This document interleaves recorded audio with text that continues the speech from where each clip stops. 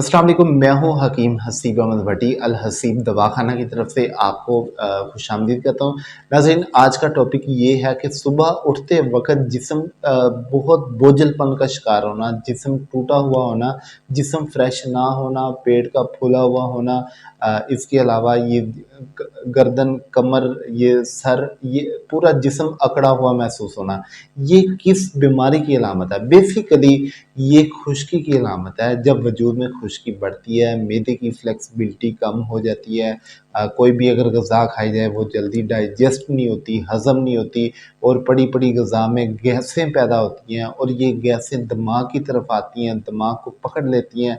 Sir में ये दिमागी जो सर की साइडें हैं इनमें तनाव होता है। इसके अलावा पूरा जिस्म अकड़ा हुआ, खिंचा हुआ, बंधा हुआ महसूस होता है, जकड़ा हुआ महसूस होता है। जिस्म के पट्टे, ये शोल्डर, हर चीज़ में यानी खंचाव होता है। और इसी तरह अगर मरीज़ यही रात को सोता है तो रात को सारी रात पेट में गैस बनती है और गैस पूरे जिस्म में फैल जाती है, जिस वजह से पूरा जिस्म जो है अकड़ा जाता है। ठीक है, सुबह मरीज़ जब उठता है तो इससे थकावट शदीद होती है, जिस्म फ्रेश नहीं होता और ना ही उठने को दिल कर रहा होता है, ना सोने को, यानी कि इस तरह की कैफ़ियत हो जाती है। अब बेसिकली बीमारी सिर्फ़ खुश्की की ज़्यादती है और खुश्की कोई आम चीज़ नहीं है। ये नहीं कि खुश्की को ख़त्म करने के लिए ये आप देसी घी का इस्तेमाल करें, इसके अलावा यानी कि इसके साथ रोगन बादाम का, कोई और रोगन का इस्तेमाल किया जाए तो ये खुश्की ख़त्म हो जाएगी, नहीं। खुश्की को ख़त्म करने से पहले ज़रूरी ये है कि उस खुश्की को जिस्म से निकाला जाए।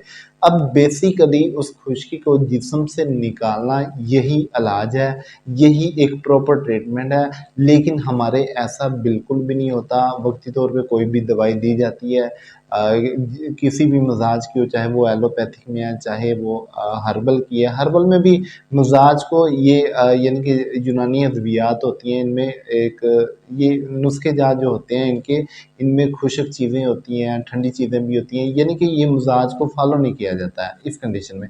जिस वजह से खुशक अद्वियात का इस्तेमाल करवाते हैं, लेकिन वक़्ती तौर पे थोड़ा फ़ायदा हो जाता है, लेकिन प्रॉपर वजूद की खुश्की नहीं ख़ारिज हो रही होती, ना निकल रही होती है।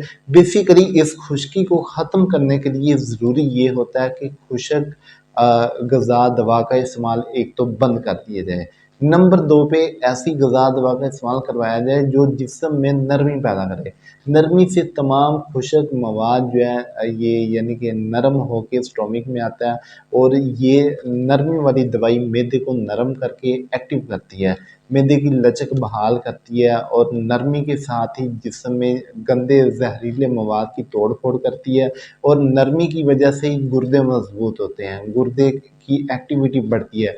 जब गुर्दों की एक्टिविटी बढ़ती है तो इससे गुर्दे अच्छे तरीके से खून को वाश करते हैं और जब खून साफ़ होगा बीमारी खून से ही निकल जाती है।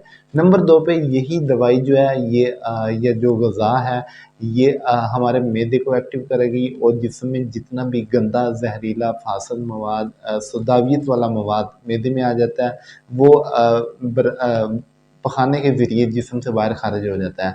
अब बेसिकली हमारे इलाज में ये बहुत ज़्यादा गलतियाँ होती हैं कि कोई भी दवाई दी जाती है, उसके मिज़ाज को फ़ॉलो नहीं किया जाता, जिसकी वजह से इलाज में बहुत ज़्यादा नाकामियाँ होती हैं।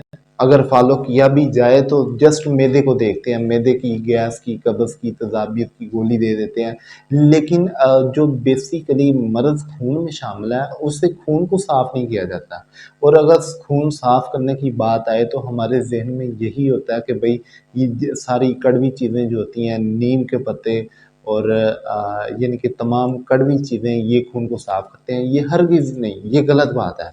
बेसिकली खून की सफाई गुर्दे करते हैं, गुर्दों का काम है खून को वॉश करना, खून को डायलिसिस करना, खून को साफ़ करना, खून में जितना भी गंदा मवाद रुका हुआ है, उस गंदे मवाद की वजह से कोलेस्ट्रॉल, यूरिक एसिड, बवासीर, शुगर, ब्लड प्रेशर, हेपेटाइटिस वगैरह ये सारी बीमारियाँ जन्म ले रही होती हैं। तो अगर ये गुर्दों को एक्टिव किया जाए, गुर्दे जब एक्टिव होते हैं ये अच्छे तरीके से इसकी फ़िल्ट्रेशन करते हैं, फ़िल्ट्रेशन करके गंदे मवाद को बाहर निकाल देते हैं।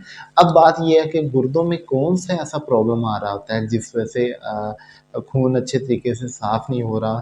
بیسیکلی گردوں میں سوزش ہوتی ہے، جیسے میدے انتڑیوں میں سوزش ہوتی ہے، اس کنڈیشن میں بالکل اسی طرح گردوں میں معمولی سی سوزش کی وجہ سے یہ نیفرون فلٹر ہوتے ہیں جو سویل ہو کے کلوز ہو جاتے ہیں، جس کی وجہ سے جو گاڑھا مواد ہے یہ باڈی سے باہر خارج نہیں ہو سکتا، ان فلٹر میں سے اچھی طرح فلٹر نہیں ہو سکتا، جس وجہ سے وہ گندا مواد خون میں ہی رہتا ہے اور ساری بیماری کی بیماری خون میں شامل رہتی ہے. لیکن ہم وقتی طور پہ ادویات کا استعمال کر کے اپنے آپ کو سہارا دیتے ہیں، جس کی وجہ سے ہمیں ناکامی ہوتی ہے.